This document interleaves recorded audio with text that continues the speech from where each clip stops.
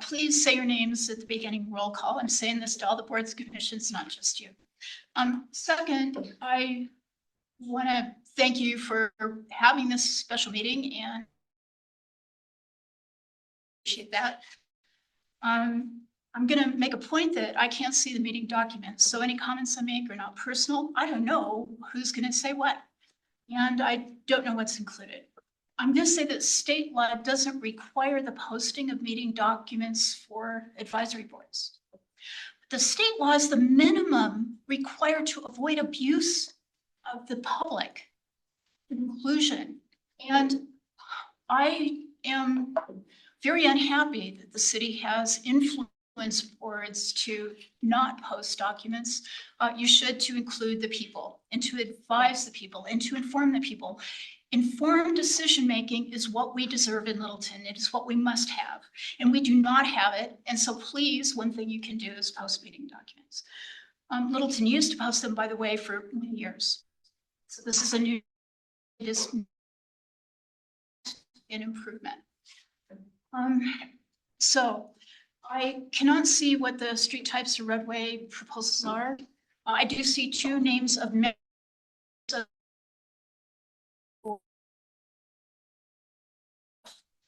the right one. Cons for each. And mitigations for those risks. I help them three city managers. So it's way beyond you. I'm not blaming anybody here. But that is what we must see. In the city's mission is long-term. We must see both near-term and long-term effects of decisions. So we're not seeing that. I know that because I come to the meeting. So we need to be able to see this. This is the way that technical projects that are long-term with long-term investments of public funds are made. And it's the right thing to do in the United States of America. So we need information. We need at least 3 alternatives that are technically feasible. We need to see the budget for the decisions and the implications of them. And over for 8-10 years, I have seen a reduction to the subsystem rather than the mission impact. That's time. So please be aware of these things. And for clarification, Derek just looked and I confirmed, we actually do have all the materials posted on the website under the meeting. So sorry you didn't see them, but they're there. They weren't there a couple of days ago. They were just posted today. Okay. I believe it's we're shooting for 24 hours in advance, right? Minimum. Yeah, so we had the agenda posted last week, and then so we try to get the materials posted, like Pam mentioned, we're only required to put the agenda up. We try to get the materials posted when we can. When that doesn't happen for some reason, which we try to make it rare, then we try to get them posted as soon as we have them, but in rare cases that doesn't happen, so. Thank you. Before we get started, I do have a couple of administrative things, and fortunately, Shane, I think most of these are fall on you. Okay. I'm curious about, so next week we have a meet and eat. Yes. I don't remember where that particular one is. So Southbridge. Yeah. I know that we had Michael and Michael and Matt, I think, were signed up to participate, but Michael has indicated that he has to travel out of town next week. So he's wondering if anyone could swap with him for the August one. I don't know if that would work for anyone off the top of their head, or I'm at a Boy Scout camp all week, so. the August one? Out of town. Oh, for this one, excuse me, for this week? I wish that's where I live, but I'm out of town. Out of town as well. Okay. As am I. I know I was scheduled to go this one non-optionally. Oh, you are the other one. Okay, got it. So it's Matt, the only person who's not. Matt, are you on? Let's see, we can't hear you. Hold on. Those are volumes up. It's I don't know why you can't hear me. I don't know why. Yeah, so you're saying that I'm on for this week? That works for me if it's next week, sorry. Are you able to attend next week and swap with Matt or you're Matt with Michael? Sorry, too Yeah. many. Which day and time is it, just to make sure really quick? It is Wednesday, sorry. Oh, I see it now. Yeah. Is that 3 p.m., 3 to 5? Or, sorry, I'm in Pacific time right now, 4 to 6. Yeah, 4 to 6. That sounds right. Yeah, I can attend that. That's not a problem. All right, excellent. Thank you. Now, on that note, at the last meet greet meet, we kind of got pushed to the little kids table. Actually, that's probably generous. We're gonna talk to communications a little bit about what's going on there. Do we have any resolution? Yes, and in fairness, Kenna has been chasing that down, and so I've been copying on the email thread. It sounds like whatever bug there was has gotten worked out. There should be a table with all that sort of stuff. All the stuff you guys were promised last time but didn't show up should be good to go. We got confirmation this week. I'll make a note to connect with Kenna later this week to make sure we just confirm again.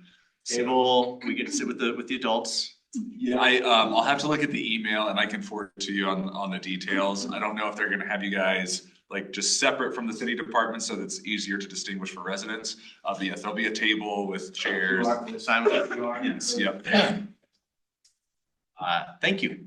I guess thanks to Kenna. Yeah, she's, You might be setting this up, so if it doesn't work, you. right, like, go talk to Kenna. She's not here, must be her fault. So that's the first topic. The other one is the status of updating keeping the TMP update on track. Yeah, so I mean, we have no news from kind of our last conversation. We're continuing to have those discussions with the city manager's office. Like we mentioned, city manager is obviously concerned that, our transportation group, our small group has a lot going on. And so we're just we're working through this month in July. Our group is working through kind of coming up with a scope of work. And then at the July meeting, if we have the 24th of July meeting, we'll kind of talk about how your guys' input is incorporated.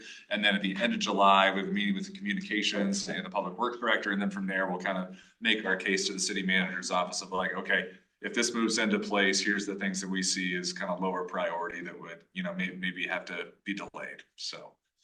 Last time we spoke, you were gonna have another meeting with them to talk about it. Has that happened? Yeah, it was. I don't know when the last time you mentioned it to him, but we have met with him and talked to him. So Yeah. In the last, call 2 weeks-ish. today. And I think less than 2 weeks ago also, so. And I meet with him bi-weekly. We discussed the moving forward with the TMP, and I think Shane he expressed the same worry that the transportation staff was could be underwater, and I expressed to him the enthusiasm of this group to move forward with that work and the kind of extra work that you guys have put in to keep that moving. And I think he said essentially it's up to transportation to show that they could keep all the balls in the air. We just volunteered this group to put more time to manage the project. Really to do it for you. Yeah. Bi-weekly meetings, yeah. Looking forward to that. To be clear, so I've heard you say it 3 times now. I just want to clarify. His concern is about capacity within public works / transportation department, not other departments. It's both. He wants to understand what level of involvement will be required of other groups, community development, communications, police, people like that will be involved in some aspects, probably on the project management team that meets monthly and stuff. So we're trying to kind of figure out what type of work would they need to be involved in, work about that also, to give them a sense of it's 4 hours a month or 8 hours a month or something like that, to make sure they have enough capacity also. With all respect and sincerely, like I don't want to overwhelm. My hunch is gonna kind of be perpetually under no water, but right. So I guess is this a particularly peak time, and you do actually legitimately in a year, into several months or whatever the case might be, possible that bandwidth would improve? Or is it like one of those where, I've been saying let's that be for 10 honest. years. I've been Exactly. hoping it would improve and it hasn't yet, but right, what we're looking at, what Shane was referring to, we're looking at workloads throughout this year and into next year, what kind of projects we'll have and stuff, and who will be available to manage them. We want Shane to be the one managing this TMP update, so we're looking particularly at his schedule. He's working on Lottie Street Corridor right now. That's supposed to be done by the end of the year.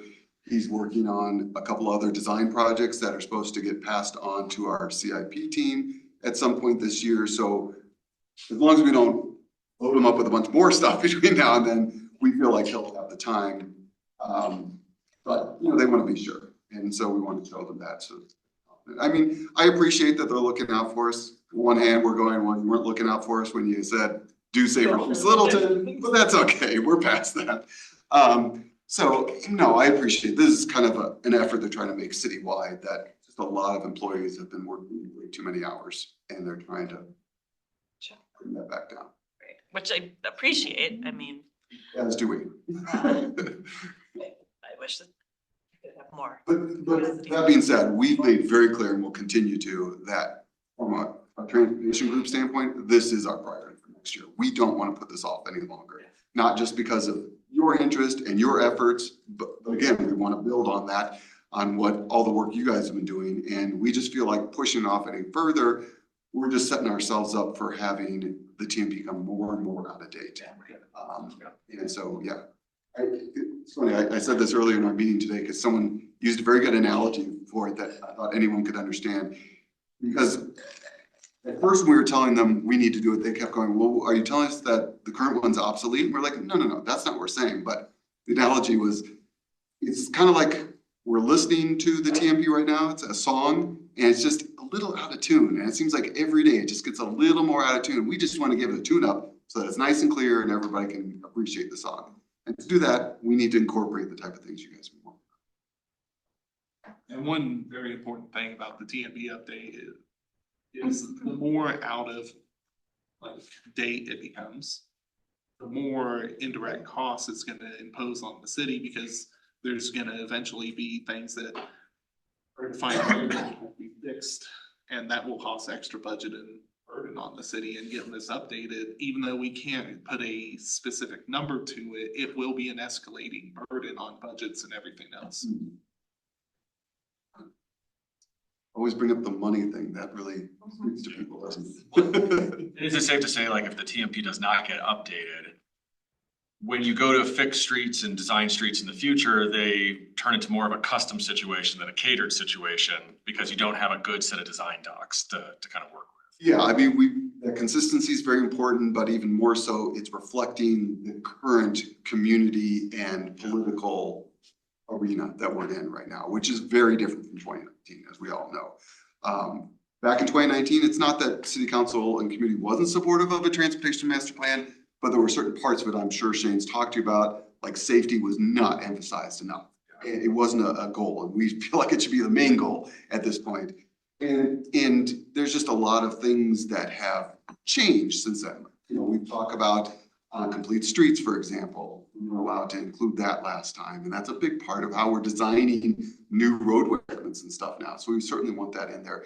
And then just a lot of the other things that you guys have pointed out to us through this effort of things that just need to be updated, need to be expanded on. They're not quite clear enough from our first shot at it that we need to include in this update. So there's a lot of things we want to do. There's a lot of things that could wait that we'll include in it, but yeah, once you get that effort going, it makes sense to do it all at the same time. So. That's all I had for administrative things. Anything else anyone needs to talk about as far as the E&B or others just go before we dig into the main topic of the meeting? All right, let's do it. Josh and Matt, you want to take it away? Yeah. Wait, sorry. I did have a question for that. I couldn't unmute quick enough. Sorry. What did we decide that it is going to be postponed or it's not going to be postponed? It has not been decided either way. Oh, okay. All right. Thank you. All right. Did you have our document there, Shane? It's more than one page, but we wanted you guys to be able to read it in a font that you could see. What are you trying to say? Hey, I'm right there with you. And Matt, feel free to jump in at any point. But you know, Matt and I met on this, and kind of things I've learned from Derek as well is that kind of the old school way of thinking about streets was, you know, from the highway to the neighborhood. You have lots of level of service on the highway. You get off that highway, you're on a main thoroughfare. You get off that, you're getting a neighborhood connector. You get off that, you're getting into auxiliary. It's kind of like branches on a tree or the veins in your arms. It goes from big to small. And there was really a focus around level of service and which level of service just means how many cars can you handle on that street.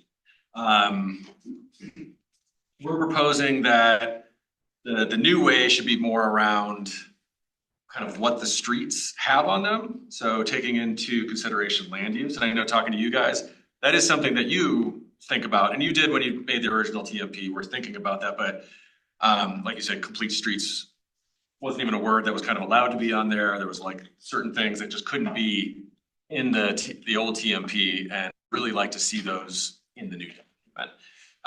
And taking this approach of, it's not all level of service, but it's like who's using it. And then, you know, should we decrease the level of service for automobiles in order to increase the level of service for pedestrians, bicyclists, and others. So yeah, go through the list. Hold on. I'm just going to jump to the proposed street classification improvements. And one thing that we really liked was Dr. Cog actually has a form on this on how to prioritize street structure and street types. And with Dr. Cog being, you know, it's not just our neighbor, we're kind of under the same roof. It would be good to see the TMP sort of reflect that as well. We put 3 examples. I think on their website, they have something like 18 different street classifications. Some of them just don't apply to us at all. But a lot of them do kind of help to say what we are in Littleton. And so we put 3 examples on there, like how they classify this with, you know, here's your priority. Is it pedestrians? Is it bicyclists? Is it transit? Is it commercial? And is it cars? We put 3 on there that, you know, have low priorities for cars. But if you look at the other ones, you can actually click on the link there, Shane, where it says Dr. Cog prioritizes street structure. Pretty sure that's a working link.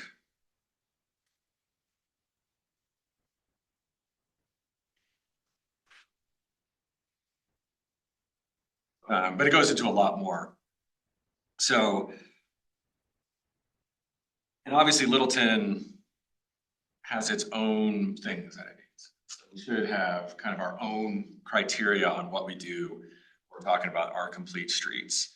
Let's see if the computer is really slow on you, or it's just okay. But no, Yeah. tell me where to go. Matt, do you remember kind of what page we were working on there? It should be. Assigning street types. Oh, defining street types. Yeah, that might be it. Yeah, this is correct. Yeah, so if you scroll on the left side, that's where it's showing the street types, and then it has that the modal priority. And so they had a lot in here, but there were some like mountain roads or like major downtown. I can't remember the exact names that weren't necessarily as applicable for Littleton proper, you know. So we dropped this in just to illustrate, you know, that this is the direction we would like to go with the street mix, you know, a street mix like illustration, and then also the modal priority as well for these. And around that modal priority, one thing that's on the current TMP is like we do have like bicycle priority streets, and we have pedestrian priority streets, but we're almost thinking that it should be more like for a bicycle priority, rather than just showing which ones we have priority, to have a green, yellow, red for all streets in that area. To say these are the green priority, the yellow priority, and the red priorities. Where, you know, like a highway, you're not going to prioritize bicycles at all. But really kind of define those priorities a little bit clearer, a little bit more sub-level than just, we'd like to have bike lanes here. Does that make sense?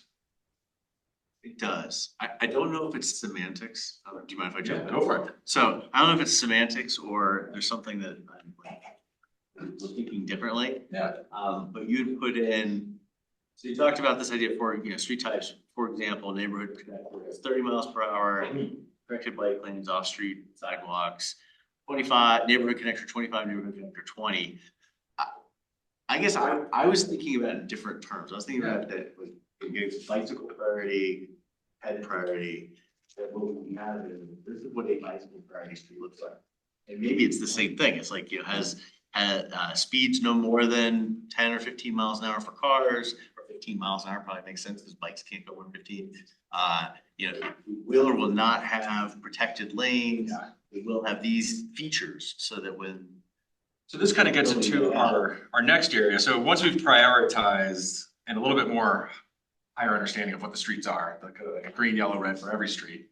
Green, level, red by transportation mode. Yes. So just like what you see. Yeah, I'm fine. Just making Yeah. sure, yeah. And then this goes into another level where right now in the TMP, it'll say something, we use neighborhood connector as an example. Right now it says a neighborhood connector has a speed of 25 to 35. With really no indication of what dictates a 35-mile-an-hour street versus a 25-mile-an-hour street. And so we are looking for, we'd like that to tie amenities to safety as well. So if you have a safe place for bicycles to be and a safe place for walkers to be, then you have the ability to have higher speed traffic, right? And so rather than just saying it's this wide spanning spectrum, let's say a 20-mile-per-hour neighborhood connector, it's 20 miles per hour because it has a minimal bike lane, it has minimal sidewalk. If you need it to be faster, add a buffered bike lane. If you need it to be even faster, let's get off-street bike lane and protected bike lanes. And so keeping in mind those amenities for everyone that's using the road, instead of just increasing the level of service kind of at the behest of everybody else that uses it, right? So I think Matt used a word on here, just those compromises, like where do you compromise on how a street actually functions? So I hear what you're saying. Yeah. At least I think I do. Let me check to make sure I hear what you're saying. It is, but many times you could The idea we might say, well, like if we look at our Windermere, we're not making a bike priority lane street, just for example. Yeah. Right? So, and we're gonna say the speed limit's gonna be 30 miles an hour on Windermere. And it's not a bike priority lane, street rather, corridor. So what you're saying is in this, we would say, well, it is a neighborhood connector and it's 30 miles an hour. So therefore we have to we should be putting a protected bike lane on Windermere, even though it's not a bike priority corridor. But in its nature of being a neighborhood connector, it would be a bike priority corridor, because that's how a neighborhood connector is defined. In the street types, yeah. Yeah. The current ones, to be clear, yeah. Yeah, if you look at Dr. Cog. I get that it is in the current, that part I get. So like, if you go back to, so there's, when in the Dr. Cog method, a neighborhood connector, its modal priority doesn't change. So a neighborhood connector always has similar modal priorities. Streets are green, or pedestrians are green, bikes are green. It gets down to where cars are kind of lower on the importance for this particular street, because this street by land use has driveways on it. It's a That's the neighborhood connector? That's a neighborhood connector. So that would be a Windermere, that'd be an Elati, Gallup, which is, I think, defined as neighborhood connectors right now. A Ridge Road. But for instance, a Ridge Road, lots of houses, the land use around it defines it as kind of a neighborhood connector. It's currently 30, but there's 320 feet of disconnected sidewalk on the entire mile stretch. Oh, it's a disaster. Yeah, it's a disaster. So that's a street, for instance, where it's a neighborhood connector and we have this range, but we're saying it doesn't provide the amenities to be a safe neighborhood connector for all of the priorities that we have on a neighborhood connector. So this should be a 20-mile or 15-mile-per-hour street, depending on however the experts come back. So does that make sense? Because I wanted to say clearly, so keep going back and it forth. does. I have several concerns with that. First one that comes to my mind is budget. Yeah. Right. So like to my mind, one of the advantages, assuming we can create a system that makes sense, right? It's the idea of having bike priority streets, pedestrian priority streets, auto priority streets. Yeah. Is that we don't have to create a complete street on every single street. Exactly. That, to me, that's one of the advantages of doing it. Now, one of the disadvantages, you really have to focus because it's very easy for us to say, oh, well, bikes will just ride like 2 miles over that way to get onto this nice easy street and then ride 2 miles back again. Yeah. Which ain't gonna work, right? No. So you can't have that, but budget to me is a big one. So what I hear you saying is we gotta make every street essentially usable for every mode of transportation. No, it's, well, as defined by its street type. I'll qualify that. Yeah, like Santa Fe is not an Most example. streets in the city would end up having to be built out to accommodate every mode. Well, and that's kind of why we're putting the subcategory of making compromise, because you can't get a complete street on everything. Yeah, I agree. But Ridge being a great example, it doesn't have the amenities that a neighborhood connector should have. So we can compromise dollar wise and put up, $5,000 worth of signs to lower the perceived speed limit. And then start thinking about like, well, how do we get this to a 30-mile-per-hour street again? It's $50 million. So, but we're, yeah, go ahead, Matt. I was gonna say I don't think that I would approach it from starting with the money and then figuring out what we do based on money. I would think of it as what creates safe roads, and then say, okay, now that we have like the goalpost that we're going towards of safe roads, how do we fund those roads?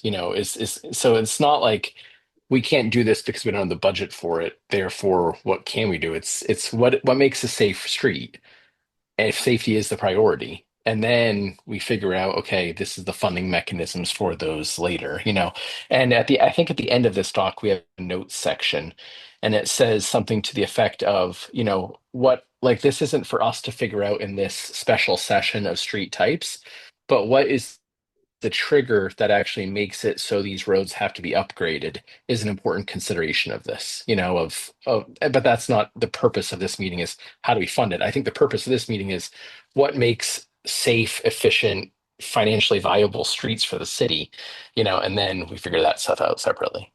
Yeah, and I don't disagree, Matt. I guess I'm just coming from the reality is budget's gonna come into it. And so it's great we can build the theoretically perfect plan, but it's gonna cost, billions of dollars to implement. We might as well never spend the time doing it. It's not I mean, you can, You build it and then prioritize among it. We can, but I mean, my point is if it's so infinitely expensive, there's just no way to take it on. And what we're trying to persuade is that like a Ridge Road, for instance, it's gonna have to be redone at some point. And by law, it's gonna have to be ADA compliant. And so that right there is gonna be a huge cost. And what we're saying is like, well, if you're doing the street, here's the street mix, here's what you should be doing when that happens. And that leads right to what Matt was saying in our notes. We're like, we don't know what's gonna trigger these changes. Obviously something is gonna be there that triggers it.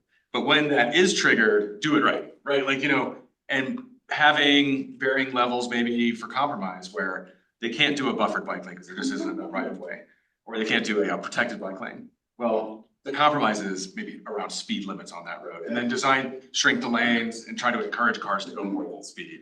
Yeah, so one thing about ADA compliance is like when you do a reconstruction or a build fill of the street, you only have to bring the curb ramps at intersections to compliance. You not have to build the rest of the sidewalk. Now, that can be something that you can have as a additional requirement to discuss, and that would have to be something identified in the plan or the ADA transition plan. But to get like the rest of the sidewalks built, that is not going to be a primary concern when they're budgeting and the street construction plans together, unfortunately. Yeah, and I keep using Ridge as an example. I think its problem is actually drainage and not lots of other things, but. Ridge is a tricky. But I think from my, you go ahead, Robert, sorry. well, I mean, you guys are, when it comes down to the money decisions, there's really only kind of 3 ways that I'm seeing roads getting redone. One is the council makes it a priority. 2 is the staff is able to get a grant. Or 3, when a major development goes in next to it, staff is able to argue that the developer needs to fit the plan. And so in both examples 2 and 3, by having the plan, you empower the staff to go for that money. In example 1, we're going to do whatever we want. So, I mean, we have to set our priorities based on our own, it's not, if you say every road needs to be fixed, we're not going to fix every road. You know what I'm saying?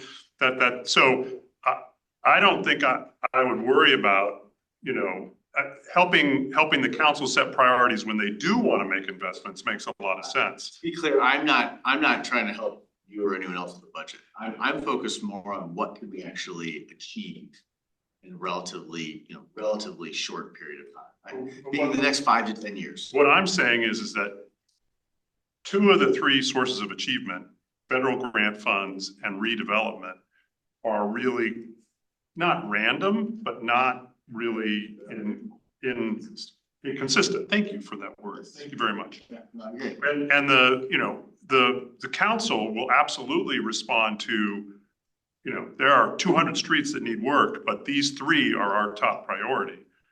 And this may not be the place to make that decision. By the end of the TMP, making that recommendation would be, I get P and B screwed up every time. But by the end of that would be valuable to make the, of the 500, this is the one we want you to do, and it's Ridge.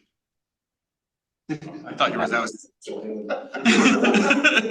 No, I think that we have to have, like, even if we don't know how to fund, I mean, the ADA, standards that were passed, I mean, we're what, 40 years out of compliance with that? I don't know exactly how many, but like we're very far out of compliance with like ADA sidewalks, for instance. Sorry, say that again. That's it. 1990. Okay. Okay. Yeah. So, I mean, I think that we have to create the standard, and this is what safety and the amenities that we both want and need in our city to be. And then the funding is a long-term thing, and the improvements are a long-term thing that are separate from what are we moving towards? What is the right standard? Right. I think the solution is really in the title, Transportation Master Plan. Yeah. Just like you have an evacuation plan. And then Although we would like to use this more than an evacuation. Right.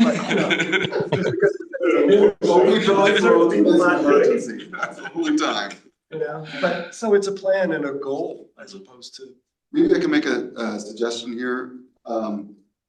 Maybe focus on what you want street types and stuff to look like you're at. And then as another part of the TMP, what it sounds like is you want to be able, as a board, to advise city council on what are those priority streets? How do we've got 200 now that we've identified potential to rebuild that fit the street types now. How do we narrow that down to go, okay, which ones do we do next year? Which ones do we do in the next 5 years? Which ones do we do in the next 5 years after that? And so on, to develop a plan. And that's kind of what we did in the original TMP. But I think you guys could take it to another level and use different types of criteria that you develop for how we prioritize what we do. For example, things we wouldn't have looked at before included in criteria. You could say, if it's on a school route, that raises it to a certain level. If it's, got so many neighborhoods that it services, it's on a level. If it has a school, a park, a community center, whatever, it raises it to a certain level, and kind of develop criteria so that then you can kind of go, okay, that at least gets us into like in a list of these are definitely in the earlier is better. These can wait a little longer. These can wait decades. That's actually, we didn't verbalize this well enough. Matt and I talked a lot. I don't think we wrote down enough. It's because we did have, that's kind of part of the conversation. It's like land use should really inform these street types more than level of service. And so exactly to Aaron's point, if there's a park, a library, a school, that land use should be informing how this street is used, because it's not just cars. And it's not like we should raise the level of service because we get a lot of softball on Saturday. It's we should restrict level of service because we get a lot of people out of cars every day and on the weekends. So I like that. Yeah, and I don't mean to be the he's pushing back on this. It like The issue I have with that is we're trying to build a connected system, right? So if we go by land use, I don't know if there's some standard, but I imagine it's like even in 2 blocks of a park, that's considered like a park area, right? But we're trying to get people from 8, 10, 12, 20 blocks away. Yeah. And so, I'll use the whole key thing. We used to talk about how, it's like a ski run, right? Like you can have a great green run, but if you have just like 1 50-foot cliff in the middle of it, it's now a black run. Right? It could be miles long, but like you've now turned it into a black run. And I don't want us, I'd like to try to figure out ways we can avoid doing that, right?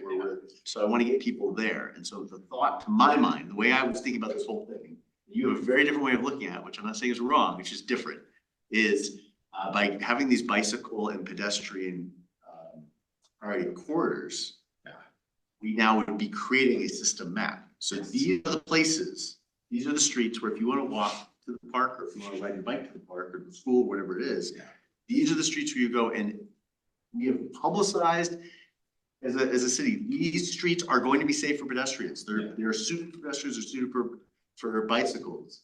What I hear you saying is most streets are going to be suitable for everybody in some way. Well, and there's a difference. Yeah, right? There's a difference. And I think we're saying the same thing though, because most streets Yeah. should be suitable for everybody. Because if you have your street in front of your house and you're on a side residential street, that street should be able to, kids ride their bike, people walk to the park. Like it is suitable for everybody, but for different reasons. When you get onto a bigger, more busy street, like a Windermere, how do you make that suitable for everybody in different ways? I guess where I'm going is I think I would, in a perfect world, I'd love every street to be suitable for everybody and safe for everybody. I can get on board with the idea that we have to make some decisions in prioritization. And then maybe the street just one to the left or one to the right of Windermere, like just bike and or pedestrians. Prairie Street and Windermere. We're not saying that like don't go on there for pedestrian, you're gonna die, but more of like that is probably gonna be more car centric. And I don't know if Windermere is the right example, but we'll use it for that right now anyways. No, I feel like you would do that to some extent, based on the color coding, right? I mean, you would, Yes. whether we, I don't know, stated it or not, you would look at Windermere and whatever, it's got car in green. And so But between now and the time we're actually able to implement those things, how does the average driver or the average bicyclist know that? Yeah, I was going to ask Shane to pull this up. I'm glad he was reading my mind. But I think that it already does. The current TMP does a good job already of creating like this network of interconnected trails that have multimodal service. Because if we think of it, like pretty much from Mineral to Littleton Boulevard is 99% residential. And to the land use point, like residential land has more multimodal, and so I think that the current TMP already has these network connectors, that get people to where they need to go. And then we're saying that the street types should be based on land use. Like if there's high schools, if there's whatever the case may be, we need to get kids there safely. And so that should dictate it. But then also the amenities on the street, the speed of it and the things like this should be dictated by the amenities as well.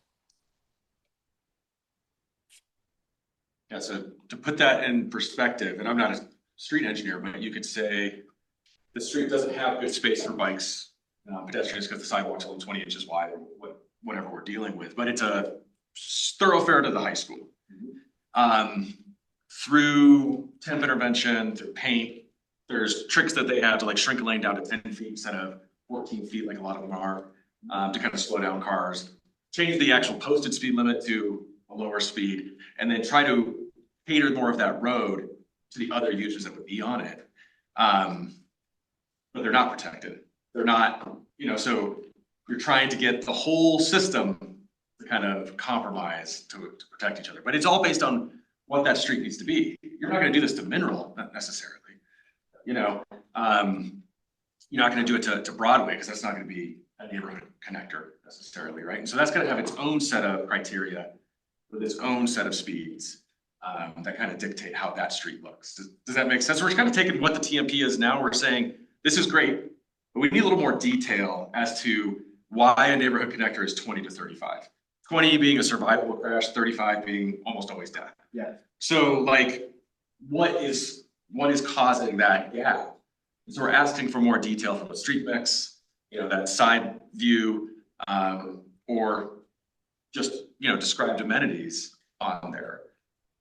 But how do we say that? Because I know you're asking the right questions. Where I'm struggling is in maybe there are two different classification systems. I'm gonna pick on the pedestrian oriented corridor. Yeah.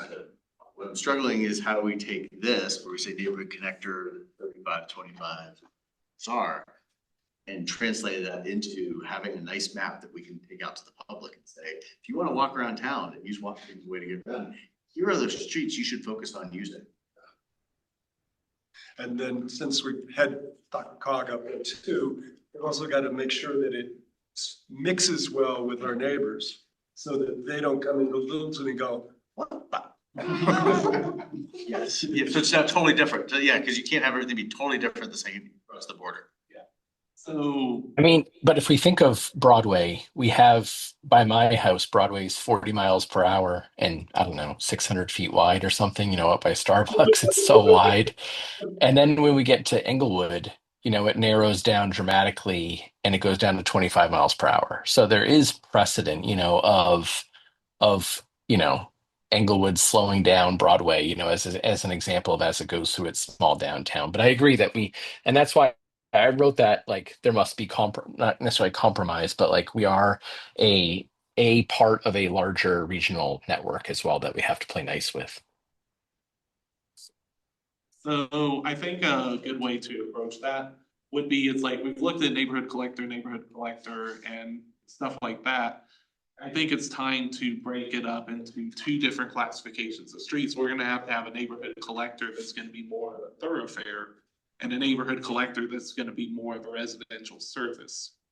Because when you break those up into two things, you can put the car centric, 35, 40 mile per hour neighborhood collectors. It might be something like a Broadway or, Santa Fe, but you might want Ridge to be the more residential centric neighborhood collector that will have more requirements and amenities that are required to implement. And that way, when those distinctions are made, people can understand, hey, this is a residential neighborhood collector, this is a thoroughfare car collector or something like that.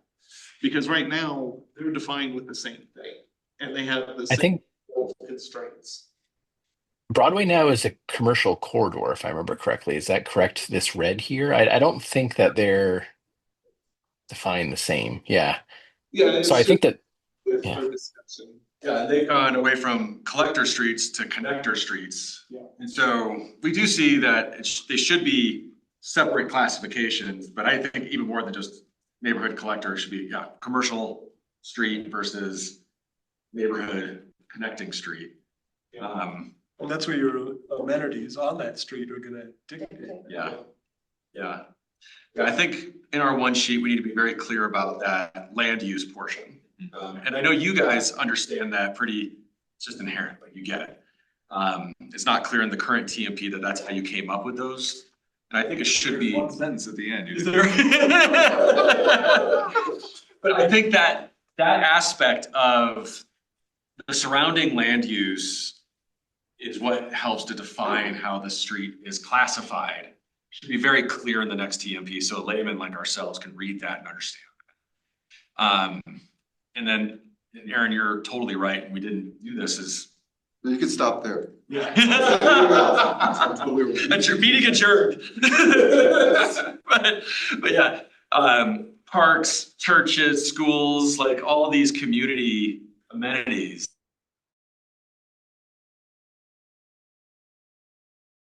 Is what that street type is. And so that land use is incredibly important. Yeah. And another interim solution, we kind of touched base on it, but making some type of modal streets or modal uses.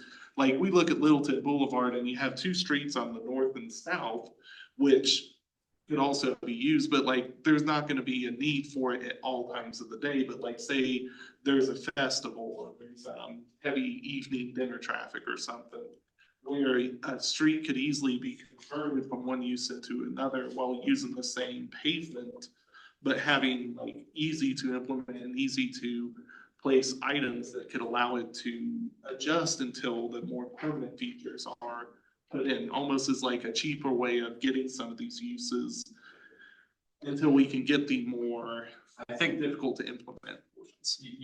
You brought up another street type that I think should absolutely be included in this, and this is like the modular street.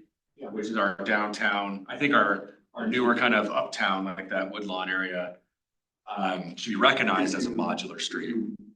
Or involved with the Country Park Master Plan, it identified Gallup as kind of that potential for a festival type of street between Yeah. the museum and the library, which hasn't been completely defined yet, but that's kind of what the plan showed and what phase one is supposed to turn that into. So that would be a good example, along with downtown streets, where you want that flexibility, right? The ability to close it off for Western Welcome Week and other parades and stuff. That should absolutely be a street type, and that's not in the Dr. Cog network, but that should be in the Littleton network for sure. Modular. Yeah, this modular street, and It recognize. does have like a specialty or Yeah, something. They have a special use, but it also says, no car priority at all, so I don't know what they're defining by that, like. 16th Street Mall, I don't know. Yeah. So but this modular idea is great. Yeah, because at Gallup, I could see that, especially on a big game day or a festival, or Western Welcome Week, or a Or concert. their art, Yeah. whatever it's called there. and stuff. Yeah, there's lots of uses, and that's what they're trying to do, is create a second, I think, alternative to downtown. Yeah. Someplace that would still have festivals and stuff, and it's got all the park space and open space. It would be easy to help use that land use concept to define what a modular street is too. Lots of commercial, possibly a 2-lane road when it's not in a high festival or something, but no, it's great, Derek.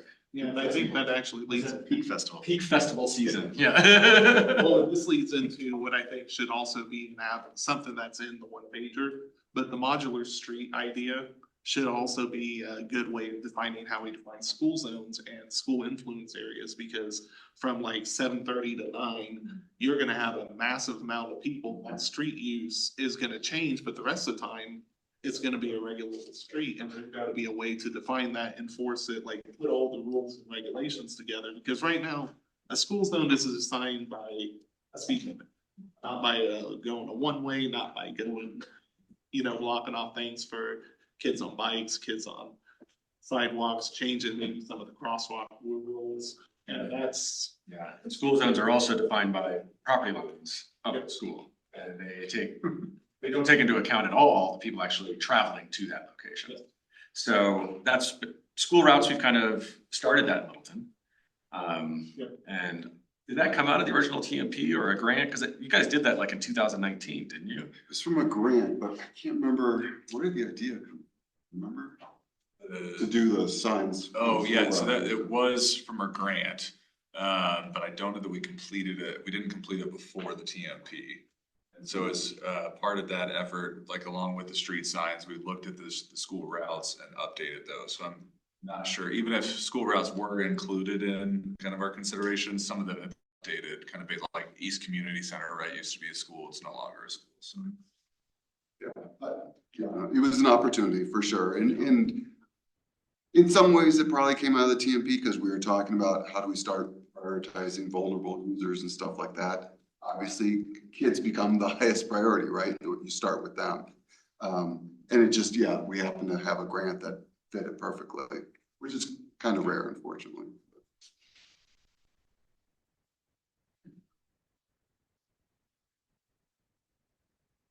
Any other comments from the board on this?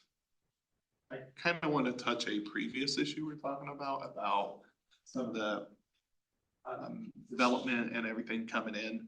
And this is more of a question for staff and Robert a bit, is like, we have the options typically of either going like a piecemeal development where say like Costco comes in, just improves like what its impact area is, or having those projects donate to a pot to like enable and enhance projects that may be down the road, but the funding now allows them to be done sooner because it's influenced and enhanced by the development. Is there a preference one way or the other from staff Or or? to have the developer do it versus just give us fee in lieu basically to do it ourselves I as a would part say of more piecemeal development, like you'll know if you have development driving improvements to a street section, you're gonna have like kind of a jigsaw puzzle.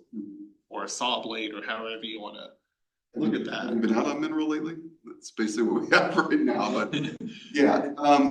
So it's actually kind of both. Costco is a good example of where they're doing a lot of improvements that they have to do just to get that property up to the standard of what it needs to be to have a Costco and the other uses on it. So that's one part of it. And so that is influencing utilities get upgraded and stuff that are coming to that site. And, you know, wherever they start, they got to do it all the way back to there. Like if they have to, you know, upgrade the water line or something, make it bigger, you can't just do it right to your property. You got to figure out where that pinch point is. But then we also collect transportation impact fees too, which can be used for anywhere in the city that we're dealing with impacts. They don't just have to be used right where that development went in. And then in that case, we have the trifecta because we're also collecting fee in lieu for some of the work we don't want them to do, even though it was identified by the traffic study, because we have ongoing projects that we just want to do all together, not have them just do one piece of it. And then we do more later. So all those are utilized, all three of those options. It just depends on the development, right? What the needs are for that property, how big a property it is, how much, how big a attraction that land use is going to be, and how it's going to influence that area. But with each of those sources of money, there's different strings attached. So like, obviously they're making the upgrades to their site, the transportation impact fees, like Aaron said, we can use generally. But like with Costco specifically, right, we're looking for, I mean, the traffic impacts that they identified, they need to make improvements in Broadway and Mineral and County Line and Broadway. We can't just go and use that money on anything. It has to be, you know, toward those improvements, so. So does the board, now that that's defined, does the board have any thoughts on that? Because I know we were kind of diving into that a bit previously. Yeah, our funding. We had a funding section. We did, I mean, like, since it came up, Yeah. we were just talking about like, what, 20 minutes ago? Yeah, what triggers? And yeah, how do you make those decisions? This gets back to the, I guess part of this gets back to the conversation you and Matt brought up. You have a big project on your house, do you have to upgrade? Yeah, if we have these new guidelines, do you have to upgrade your sidewalk on your house to ADA compliant, or whatever we decide for it? Another example of this is I chatted with the develop. Sorry, Matt. Go ahead. Sorry, the audio got cloudy there. Sorry. So I was chatting with one of the developers for the Powers Place, if I remember correctly, development that's up by a little bit northwest of Chipotle by Littleton High School. They were giving an example of, you know, if we went in and we put in infrastructure in front of our development, you know, you might have a bike lane and then the bike lane terminates at a parked car, you know, like on the side of the road because the property next to them has not done it, you know, and so that's something that, you know, I don't know how to solve that of, you know, if we have these people come like, or, you know, we're going to have that big shared use path for the Costco development that's going to be off on the road. Where does that go once it gets off? If you're going east, you know, on Mineral and you get to, I don't know which road it is right there on the side of it. But where do you go from there? Because it's going to be kind of a path to nowhere. And I don't know if the street, like, you know, if we have these new street types and they have the street mix cross sections, it'll show what they have to put in. But we also have to make sure that we're bringing it somewhere on the boundaries of their properties as well. No, it's a good point, Matt. That's something we look at development by development, case by case, right? In the case of Costco, as an example, since we're using that, there were already bike lanes on Mineral, right? So even though we're improving the quality of the bike lane immediately in front of Costco to be protected, they're gonna enter it from an unprotected and they're gonna exit it to an unprotected, but it still works because you've now made it safer in that one area. We as the city then are trying to identify through other development or other projects, how do we make that connection, like you're saying, ultimately to a destination, whether it gets them at least to Broadway or to the Mineral Yeah. Station or something at those ends. And that's what we're trying to do. And that's kind of our responsibility then as a city is how do we fill in those holes? So there are certain developments, like to your point, where if there were no bike lanes on Mineral, we might not have had Costco just put them in randomly for the 2 blocks in front of their property. We would have said, hey, the street type says you're supposed to have bike lanes, but there would be, they wouldn't lead to anything. So in that case, we would just get fee in lieu and say, well, here's what it would cost for you to put lanes. We'll just take that money.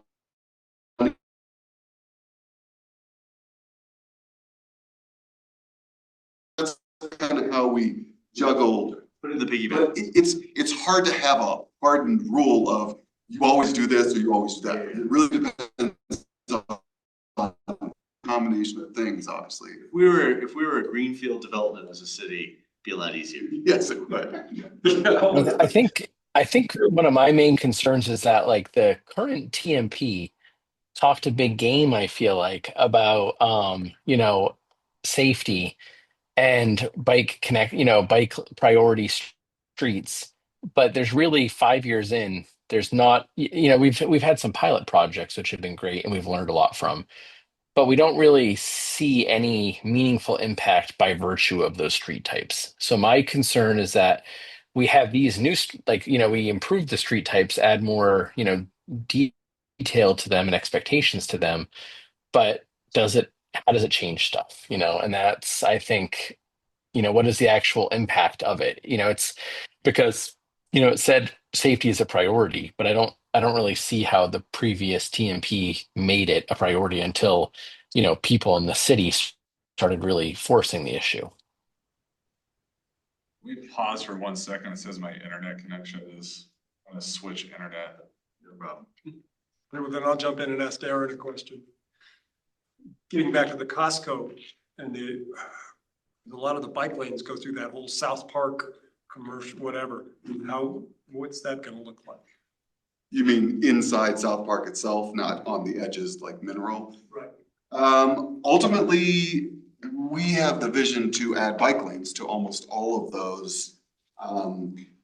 The first one we'll address is South Park Terrace from Mineral to County Line because that goes along the east edge of the Costco property. It's a pretty straight. So we're requiring them to install a bike lane along that. The problem is it might not be to the quality that we want it right away. Whereas we can force that on a Mineral because there is the width there is the space for them to do it. They need to have a certain setback and stuff. And I don't know, it's tough because it gets back to we only have so much right of way, so much width, right? And it comes back to the cost thing. And I know I hate to always bring it back to that, but that's what it comes down to is we could either just strike some bike lanes so we have something there that is an upgrade from nothing, right? Just using the road. And then try, when there's an opportunity later on, can we go to buffer then? Can we go to protected at some point later on when there's another project to do it? But that's the issue we always have to deal with is it worth just putting bike lanes or stripes on a road? Does that make it better? Would it be better to just leave them off until we can jump all the way to a buffered bike lane or protected? And, that might come to where these street types could really be beneficial because they could say, based on what Josh and Matt are trying to propose here is they could give us that flexibility of, okay, if we can't get a higher grade bike lanes, then what can we do to the road to slow traffic down? So we're still focusing on safety at the same time, but it still requires that change. You can't just, and I think you guys all get it at this point, but you can't just change the speed limit. That's not going to change people's behavior. You have to do something else at the same time. And there are different things you could do, but what we found is to be the most effective is some engineering change, right? So you're either putting traffic calming elements in, or you're changing the actual, how it looks visually and how it feels when you drive on it, something like that to accompany that speed limit change. So a good example that we have in mind is Mineral. Because once Costco's done and they put in their portion of it, we envision eventually all the way from Santa Fe to really the eastern edge of the city is what we want to do, is have a plan all the way along there. How will bikes safely and pedestrians safely get along that corridor? And once we have full protected on both sides, that's the catalyst to now reduce the speed limit, right? Because we've changed a lot about the road. We've made everything feel narrower. We've prioritized other modes other than just vehicles. And so now when people drive out there to go, yeah, this doesn't feel like a 40-mile-an-hour road anymore. It makes sense to bring the speed limit down, and they will actually drive at that speed. Aaron, the expert, just said what I was trying to say. On that note, Yeah. what that brings for me is now that we are collecting data on speeds, we have that ability. Should we have in here not just, what the posted speed limit is, or to have these, you have posted speed limit of 25 miles an hour means buffered bike lane and ADA sidewalk. Should it be posted speed limit of 25, 75th percentile speed can't be above 30? I don't know what the right numbers are. That's actually a great call. So Right, so it's like, and that then folk would lead into engineering standards, I assume, as well, right? And like, if you're really shooting for that 75th percentile can't be above 30, that means Good point. you can't just put a sign up that says 25 and be done. I think that's an excellent idea that should be included on that whole concept. And I'm done, then I'm out too. So getting back to your modal streets, right, and being able to use them different ways, is that an option, say around a school zone, to make it one way going by the school and make the opposite one street over be the return? And so you could make it circular, and by using the Have you driven around our? Yeah, I don't, what school were you thinking about? Yeah, give me an example of a school where you do one. I'm just throwing it out there, Have you met parents dropping their kids off at a school? One going the wrong way. Yeah, I know, I'm just throwing it out there. If that In, was, in a Denver, that would work. And they do have a lot of those one-way pairs, you'll notice in Denver, because they have a really good grid system. Even Inglewood has a pretty good grid system for the most part. We just do not. And that's the good and bad about Littleton, right? Because the reason we don't is because we have so many nice regional trails and we have a river that goes through our city. The Santa Fe, not as nice, right? In the Broadway, those type of obstacles aren't as good. But that's the problem. It's a real challenge because when we talk about connectivity in a network, it's hard in Littleton. You only have so many east, west, and north, south streets that are continuous long enough that you can pair them with something else. It's a great idea. Well, throw it out there. yeah, no, and Sorry, no. like Euclid, like LPS is helping to prioritize off-street traffic during those times. And so like the basketball courts could become a turnaround for parent drop-off. Right. And so there's other ways to be more modular without going kind of crazy on it, for sure. But our partners are very important in making all that work. So yeah, the modular ideas Yeah. included. But another way to look at it, Dave, kind of along the lines of what you're saying, trying to focus streets so that they prioritize the uses on them, especially in the case of schools and stuff. There are other things we can do with those roads so that we really make them feel restrictive to just driving through the area, right? They're more about getting to that destination of a school. And Euclid is a great example of that. What we're doing with the complete streets design on Euclid. I mean, we already have, as it's being built out there, we got neighbors going, well, wait a minute, you're making the sidewalk so much bigger and now I have to shovel more snow and stuff. Okay, yes, I get that that's somewhat of a burden to you, but don't you like having the ability of having more room for people to walk and stuff along here? Walk side by side. Yeah, exactly. Hold hands and go for a stroll. Not like kindergartners walking in a single file all the time, but yeah, so there's other things like that where we're trying to take that complete streets approach on a street that's pretty much just serving a school. Now, the problem is a lot of our streets aren't just for school. And that kind of the conversation before, where there are those concentrations of time of the day when it's really busy and stuff, like I think Derek was saying. And then there's the rest of the day where it's like barely any activity. And so, yeah, it's that balance of, are you building it to that peak time, or are you trying to come up with something that serves that peak time, but also serves the rest of the day, and it is a good use of that right of way. It's tough. It's always a tough balance.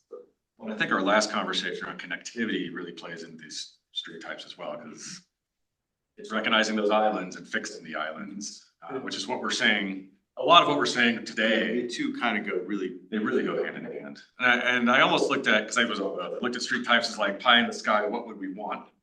The connectivity is like, here's a problem that needs to be solved, right? Like, so, they definitely play. When you guys talk about the connectivity and the network, that is very important. Matt was saying how the current TMP kind of does address that. When you look at like the connector roads and stuff and how they lay out, they do kind of create a network. One thing we could consider in the TMP update though, with these street types is when we first went through and developed the street type on all the streets, we literally just sat with a map and said, that one feels like this type of street. That one feels like that. And we kind of did it all over, and then we kind of went away for a while, came back and said, okay, now let's test it. Does it still make sense now that we've not been looking at it so closely and stuff?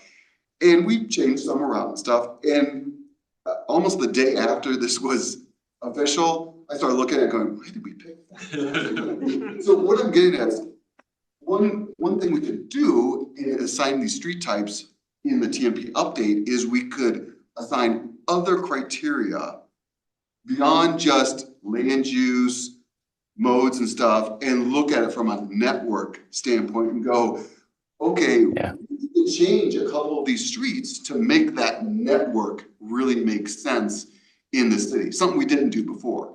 And looking at it from a standpoint of, well, maybe this road wouldn't typically fit the street type we've classified it as, because it really doesn't have a whole lot of this or that on it.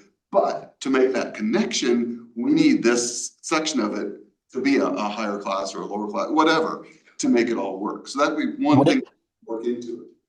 Go ahead, Matt. Sorry. I was gonna say, would it make sense potentially because Josh and I were chatting when we met about this last week of, like the first priority from my perspective, I don't know if this is shared broadly, but is getting like the most vulnerable citizens to where they need to go safely. So there's a whole bunch of like retirement homes closer to downtown, and getting those people where they need to go safely, our kids to school safely.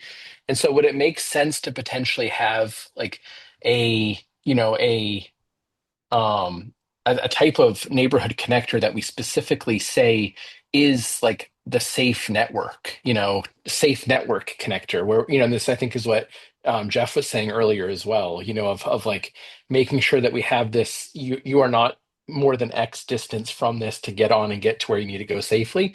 So like I'm thinking Kaylee, Alati, Ridge, and Windermere as an example of this, of like that network right there would get a lot of people to where they need to go. So we could come up with another classification of these are ones that, as a transportation mobility board, we're recommending that staff creates this network based on their expertise, of this other kind of network that gets first priority as well once we get funds to start making these improvements too. Well, yeah, and with that, it's back to what we were talking about before. I would, in a perfect world, I think I'd like to see clarity on what the amenities, what the design is for those types of streets. So if you have a pedestrian-oriented street, it doesn't mean there's no cars. It just means cars, in that case, would have the lowest priority on that street. And so what does the design of that street look like? And I don't know if that would help you or not, but I feel like in that case, if it's a Lottie that we're gonna do, you would say, all right, well, we're doing some work on a Lottie. That means this is the design standards we need to use because it's a pedestrian-oriented street versus a bicycle-oriented street versus more of an auto. Yeah, and that is one thing we have on our one sheet is that like that street mix should be included in the TMP. Street mix being that sideways view of like a typical. Yeah. Clarity around what the amenities need to be, like what's the minimum and what's the desired. Yeah, I agree with that. I'm not an expert. It's almost like an overlay of, there's like a matrix, right? What you're looking at the land use, so what is on the street, what is feeding into it, and it's almost, if it has X number of houses, it scores a 3, or, you kind of are Yeah. building up then a score, if you will. And I think then you factor other things too, like, is it a street that's important to connecting to a network? Because then that affects its score in some way. And I think all of that said, like, you'll still come up with a numeric score, and you're still going to have to stop and put like Some some judgment. actual like human right thought around it and do that whole. So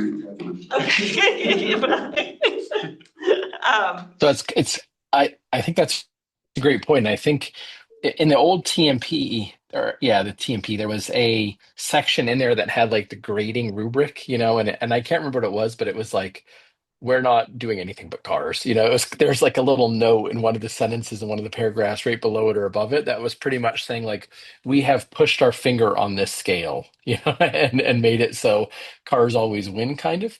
But I think in this, I like with Kelly's, perspective, I really like this idea of like saying, it builds it up, and then there can be certain things that make it so it changes the classification or something. One interesting thing too would be, if the street mix is, let's say, designed for 100 feet, and we know that we have only 80 feet for the right of way of that street, does it have a way of determining what falls off, or what the compromises are based on the less right of way?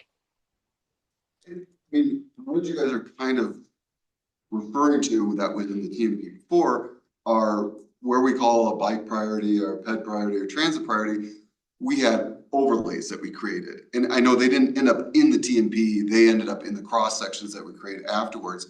And I think we could continue to work on those to say, when we have this type of a priority, here's how it looks. If it's this type of priority, here's the things you can add to your street types to take them from your typical that type of street to now, okay, now it becomes a With some whatever level you of want to say. optioning, right? Because it isn't always gonna, it's not a if X, always Y. Right. It's gonna need. Especially in One thing the, the street mixes, I think, miss, is the ones I've seen, which I think they've latched onto, which is from a safety perspective, when you're not in a car, but the primary determinant of whether you're gonna survive some sort of incident is speed.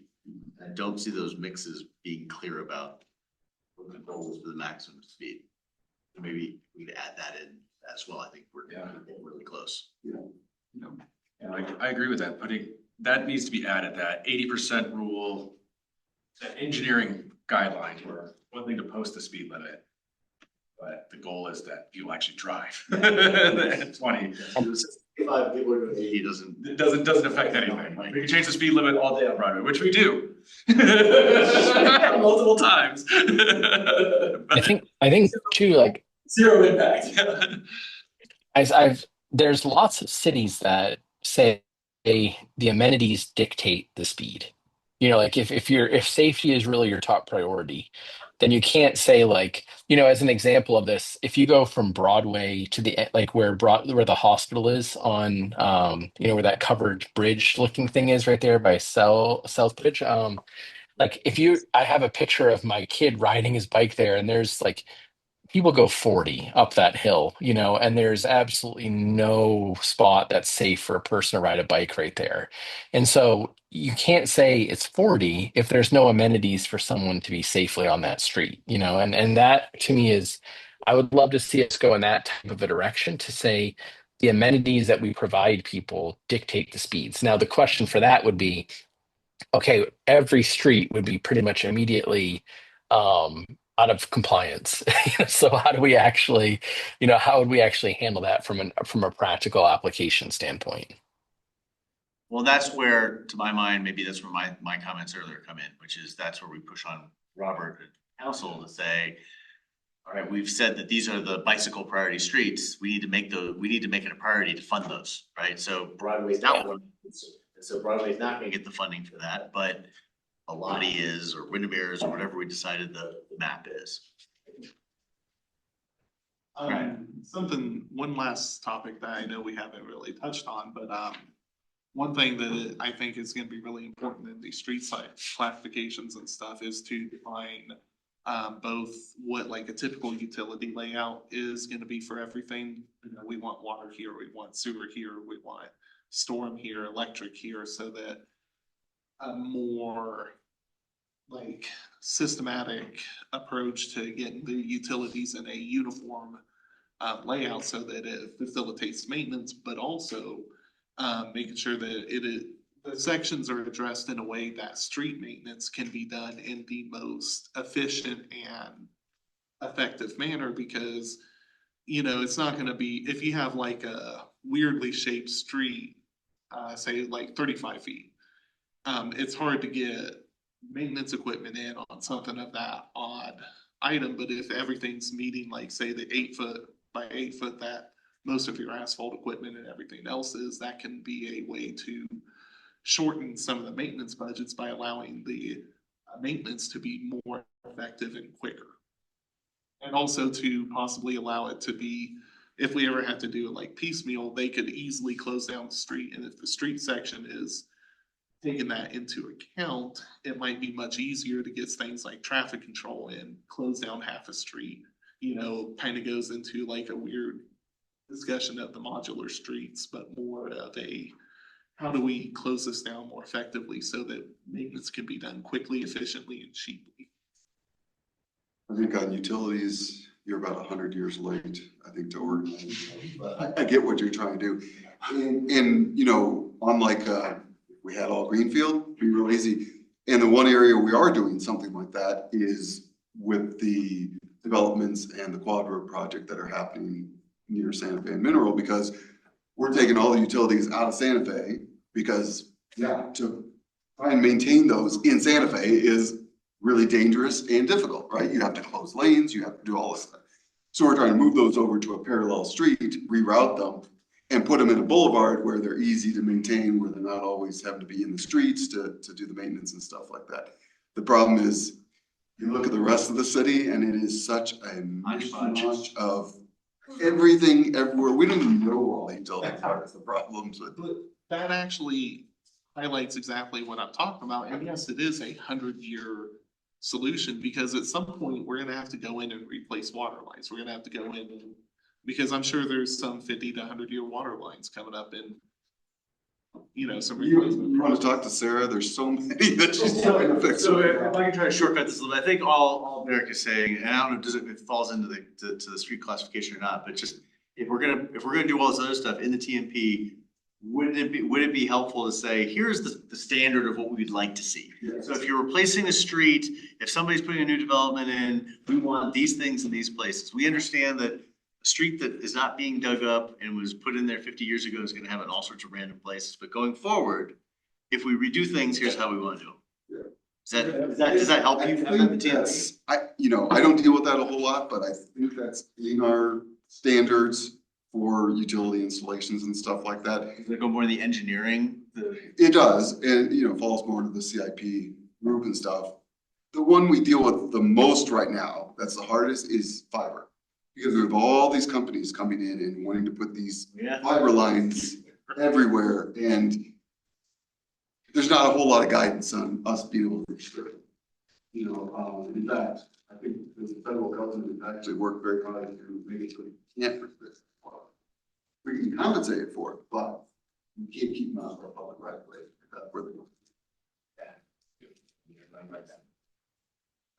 Never mind. Any other comments or thoughts we want to add in? I'd like to go to page 26 on the TMP. Shane, if you could do that. And this just, I just want to highlight this line. Matt brought up safety, how we really, really want to change our focus on this TMP and be absolutely clear. So we don't see another line end up like this. I think it's a couple pages before that. Yeah, 26. Sorry. So the last line on this. So lip service of safety, safety, safety, and then go down to the very bottom of the page, Shane. And then they use a line like this. So they didn't even take into account children bicycling to school or recreation. It's like, it's just not even a part of the TMP. So, Right to Yeah, and that, I want that fixed. I can see how that's perceived as like, oh, you guys don't care about children. I think it's like the data source that we had did not include children versus like, I think this is modal, like commuting. Like, but yeah, that's a good point. That's something we should point out. Can we go to page 167 as well, Shane? Last one. The last sentence of 166. This is where they determined the priorities here.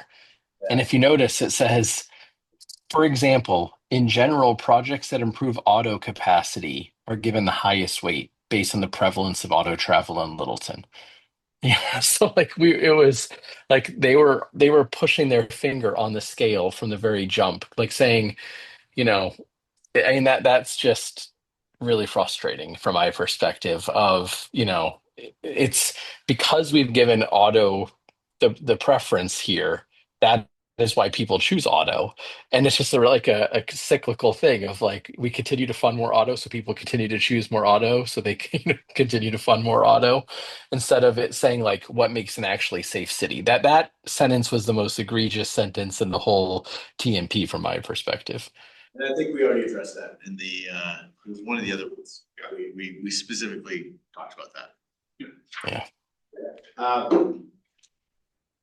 So what from this, oh, I'm sorry, can I ask, I apologize for, I don't want to drag this out.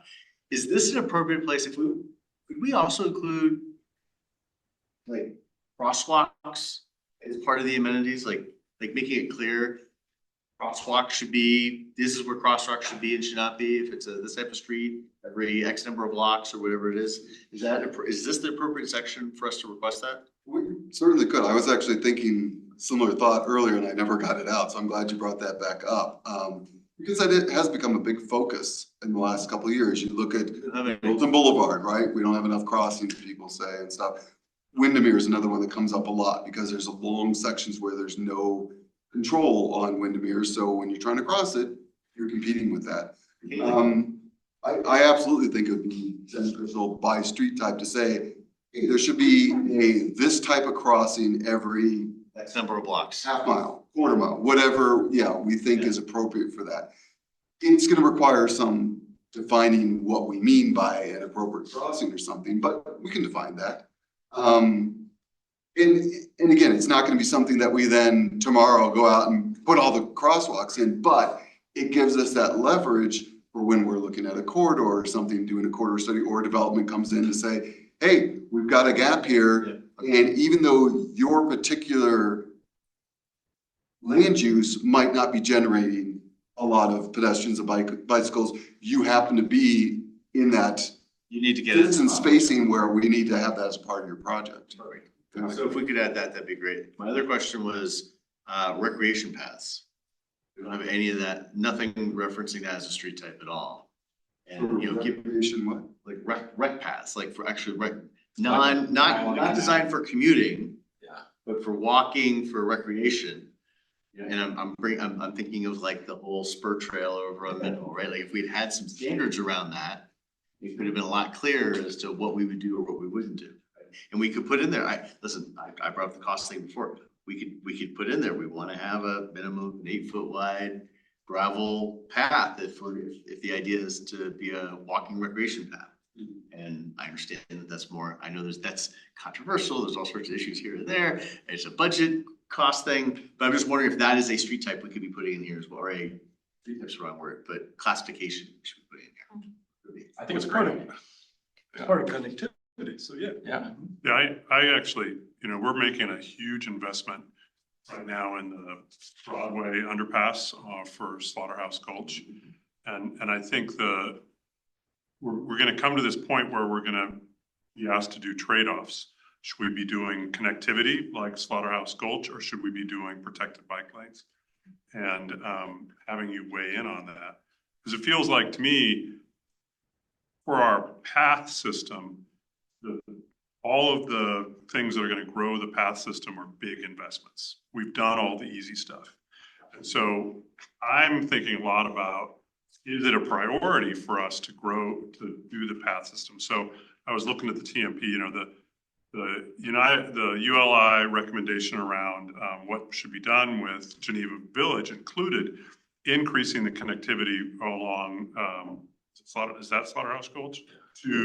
So I got my gulch wrong, so I apologize. Slaughterhouse Gulch going under Santa Fe, so to get it to the Platte River, and that's in the TMP now. But those are gonna be the kind of really big ticket, kind of last mile kind of thing. And one of the things that I would like when this is done is for you guys to be able to say, those big ticket things are more or less important than affected bike lanes or something else, or sidewalks or whatever it is. Yeah, whatever it is. Because I think, there's also, the other place I'm thinking about is the underpass should there be an underpass at Riders Gulch on Mineral? And that's another big ticket item. Anyways, sorry, so what I'm really trying to say is, I really want to include paths as part of the TMP. And making it clear, like the design specifications, like here's what it should look like. Ultimately, the discussion around pavement is around accessibility. And right now, the loudest voices don't value accessibility. But I agree that rec paths, bicycle priority, bicycle only, bike and pedestrian only should be a street type in Littleton. That's not the Dr. Cog. That should be part of our TMP plan. Okay. I like it. Thank you. Anyone else have anything else, any last minute things? All right, so should we clarify then what we would like them to tweak about this and then for the final? It's good. Just one more thing about the trails and stuff. If you are gonna include that as some sort of street type or to designate how it should look or something, you might want to keep in mind crossings too. Think about where that trail crosses roads, what should it be? When it crosses a commercial roadway, should it always be an underpass, like a Mineral or a Broadway or a Santa Fe? Again, we might not be able to do it right away, but if that's in there as those type of streets, we should always be trying to achieve some sort of a grade separated. And then when it crosses a connector street, maybe then it needs to have a raised crossing, or it needs to have RFBs or something like that. And then when it crosses a local street, then maybe it only needs to be marked or something. I don't know. I'm not trying The to. details of that's for the consultant. That's what we're hiring, right? Well, and I think the kind of the rub with the trails and stuff is, so we have a 2016 Parks and Trails Master Plan. I mean, it's almost a decade old at this point. We have a trail connectivity study, which doesn't focus on the trail so much, but how do we connect the trails, right? How do we get people to them? And part of the TMP, like our goal is to coalesce all these plans so that, into one, so that we have one point we can go back and look and say, this is the most, this is the publicly vetted, council vetted document that we need to go back and refer to. And I think we've struggled internally with how big is the scope growing, right? But something that could be aid with that, if you think about all these little piecemeal plans that are addressing things and just have one document that is dealing with one thing, you have an efficiency of system there, because now stuff doesn't get lost in the conversation. You say, look at this and look at this only. Right, yeah, it's true. Yeah, I think if we take bike and ped seriously, then trails are part of the conversation. Absolutely. All right. So I'll give you my list of what I had that you'd like to see added. And if I missed anything, please jump in. I had that you're gonna add in the using the high-end speeds was one of the criteria. The modular street types, I'm gonna add that as a classification, crosswalks, rec paths, and that's what I had. Anyone? Here on how land use defines street use in our ask. Priority defines not just posted speeds with street designs, and that's part of your 80% rule. We need to show network priority. That's more that connectivity side, but as part of everything. That should factor into the street types. Yeah. Crossing rates or rate of crosswalk based on street types, and then adding in rec paths, recreational use as a type of street type, as well as modular streets and school zone influence areas. Sounds good. I feel like it's practically written. Basically, It saved you $100,000. Where did you cost me another $100,000? We're not gonna argue that. all right. Well, I think we're done then. I want to thank everybody's staff and for coming. Anyone else have any last comments, questions, concerns? I just want to thank Matt and Josh for taking a look at this. It's helped us too, the conversations we've had and stuff. It gives us a new perspective of how to look at these, and I think that's great. I love this dynamic because sometimes we get so caught in the standards and how things are done, it's hard to step back and see it from a user's standpoint. Even though we Humans. all are users, people are using it every day in these different types of use. So I really appreciate that. Thank you guys for all the time you Well done. Thanks for enabling remote participation. I had a work trip that was impromptu that I couldn't refuse, so that I had to go to. So And it's in Hawaii? I'm in San Jose area in California, so just work stuff. Yeah. Well, for Hawaii, then we got. It might be closer over there. All right, thanks everyone. We're adjourned.